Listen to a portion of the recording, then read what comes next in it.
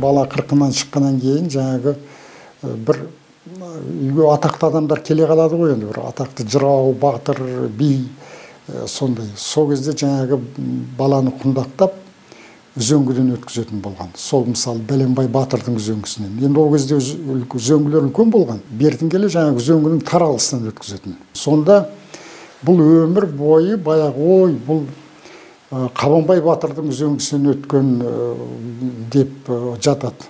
Ол неге үзеңгіден өткізген деген себебін алатын болсақ, бұл неліктен осындай әдет ғұрып бізде бар. Біздің ата-бабаларымыз Алтайда анау темір болатты қорытып, содан жаңағы бірінші алғас темір үзеңгілер жасаған ғой.